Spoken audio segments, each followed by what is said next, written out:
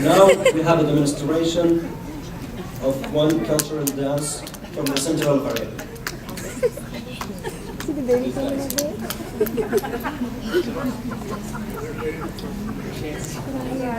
Yeah! Even the baby just coming out.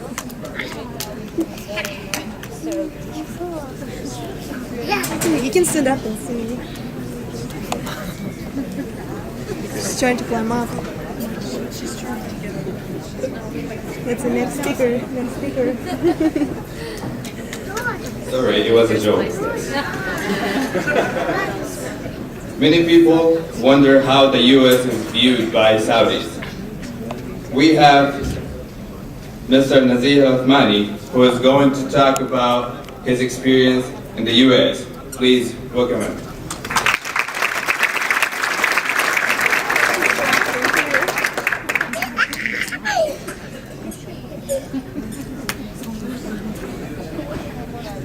Good evening, everyone. My name is Nazeeh. I'm a graduate student at the University of Pittsburgh, Pennsylvania. I'm a member at the Saudi Student House in Pittsburgh. I'm also a member in the outreach program at the Islamic Center of Pittsburgh. So I've given a lot of presentations on Islam and sensitivity trainings to different churches, different schools, FBI agents, police officers. I was here before 9/11, so you can imagine the interaction I had with law enforcement agencies at the time of this crisis. What I would like to talk to you about today is my personal feelings and reflections and my mindset while I was on an airplane with my wife and my young daughter coming to the United States for the first time in our life.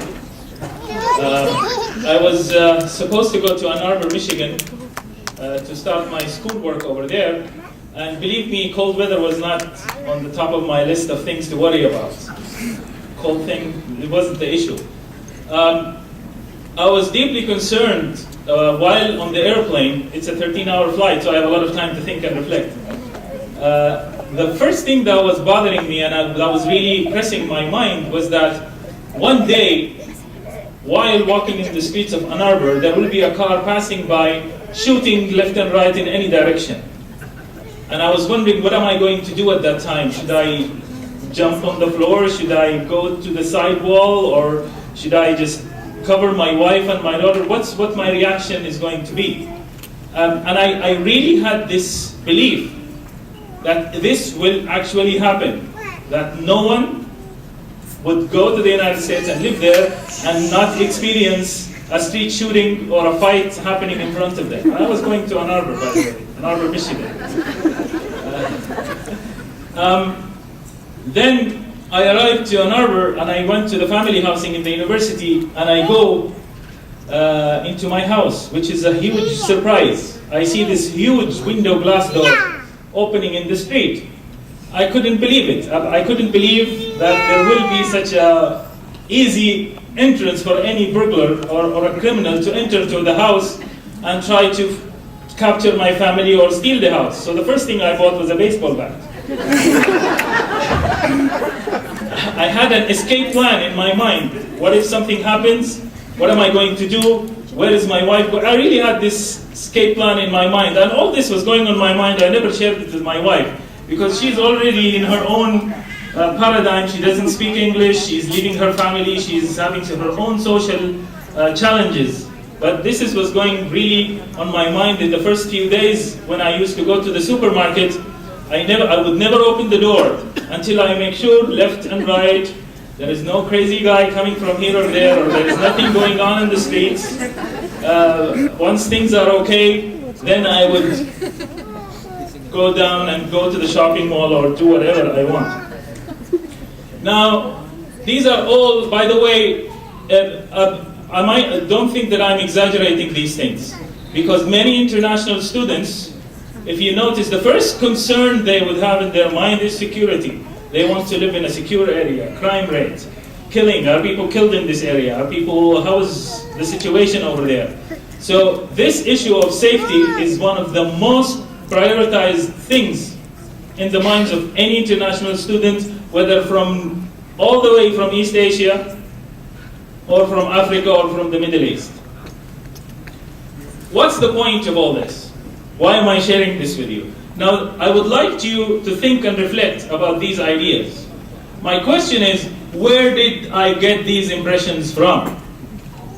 Did I get this from Al Jazeera or Bin Laden channel or an anti-American channels who are stereotyping the United States? Unfortunately, no. I got this from Jason X, from Freddy Krueger, from Sylvester Stallone, from Arnold Schwarzenegger, from Miami Vice, from Chips. Who remembers Chips over here? At least I'm not the only old guy here. So I got these impressions from Hollywood, from watching these movies that I used to think that this is really the situation in the States. Hollywood, in the front yard or in the backyard of the United States, an industry that all Americans are very proud of. And if there was a movie star, Sylvester Stallone was walking by here, I don't think anybody would be standing here, sitting over here. Because it's one of the very famous and very powerful industries that the United States is very proud of. And I got these impressions from this industry. My understanding of American moral values and family values is an episode on Jerry Springer.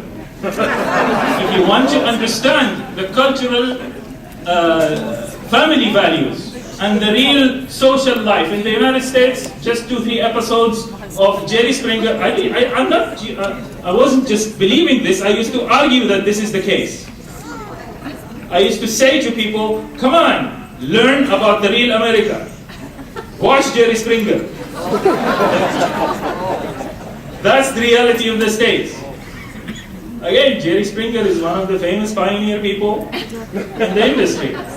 I really used to think that these things are real. And where was I? I was in Ann Arbor, Michigan. It took me a while to realize that I could do a few things in Ann Arbor that I could never dream of doing them in Jeddah, Saudi Arabia. It's a much safe society. There was a shooting that took place 2 blocks away from our house, and it was told that it was the first bullet ever shot in Ann Arbor for 15 years. And people went out in visual candlelights and in social, and some of them were going to psychiatrists for treatment, and they were really shocked because one bullet shot after 15 years. This is Ann Arbor, and these are the impressions I had in my mind about Ann Arbor before going there. Where I got these impressions from? From Hollywood. Now, 2 issues that I would like you to think about. If this is how the most powerful industry and an industry that all Americans are proud of, if this is how it's presenting its own backyard, you could just think and imagine how terrible of a job they're doing in representing other cultures and other countries. If this is what they're doing, and this is what they're telling people that what America is all about, and believe me, you don't believe me, go to an international student and ask him or her about these feelings that I had in my mind. Are they true or false? Didn't they come with those same feelings? And where did they get these feelings from? They will tell you Sylvester Stallone is number 1. Schwarzenegger is 2. Well, now maybe Steven Seagal too. So these are real bad portrayal for what the United States is all about. It took me a while to figure out that Hollywood represents a different planet. It doesn't represent the real culture in the United States. It took me a while, which will take us to the second point. But the question is, please do not forget, and think about this, if this is how Hollywood, being inside the United States, it's not something somewhere else, it's inside the United States. And American money, American actors, producers, directors, this is what they're doing to their own country. So what do you think they're doing to other countries? I spoke at many schools and in many churches. I always raise this question. What's the first thing that comes to your mind when you hear the word Colombia?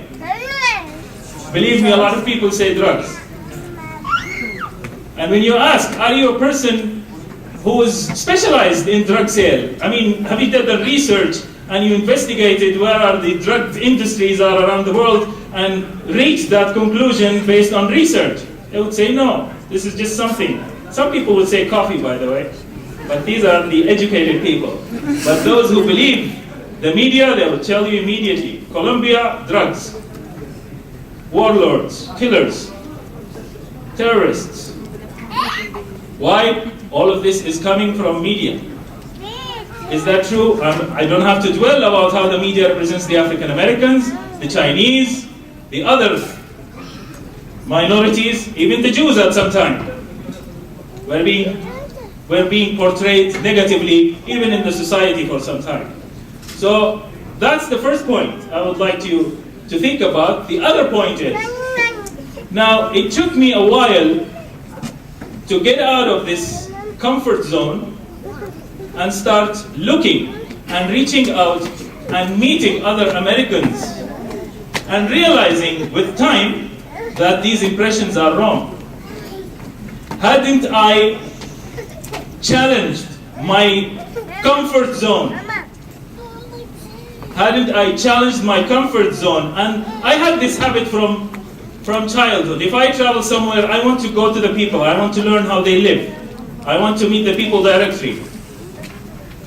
It's not an easy thing to get out of my comfort zone, get out of the people who are like me, and be willing and open-minded enough to listen to other people and learn about their experiences. And once I did this step, I managed to meet a lot of good American friends, and I had so many friends, especially after 9/11. Some of the people did outstanding things that I would have never imagined they would do for the Muslim community in general, or even for the Saudi students in Pittsburgh. But again, it takes us courage to get out of our comfort zone and stop submitting to the stereotypes and to the false perceptions that we have in our minds about different people. We have one globe, and we have one world to live in with each other. And if each one of us, you can imagine, sometimes I think, what would happen had I been with the same mindset that I came with? By the way, there are people who come from international countries, they live here for 3-4 years, and they go back with the same mindset. Nothing changed, because they have never decided to challenge their comfort zone and get out of their closet and meet other people with an open mind, learn. So this is an invitation to my fellow Saudi students to have an open mind and try to learn from what's around you. There is a lot of good in the society, and there is a lot of things that we need to think about. It's not different from even Saudi Arabia. We have a lot of good in our societies, and we have our problems. Nothing is perfect. So let's open up our minds and not surrender to our stereotypes and get out of our comfort zones and reach out to fellow human beings so that we can build this world together in peace and in harmony. Thank you very much.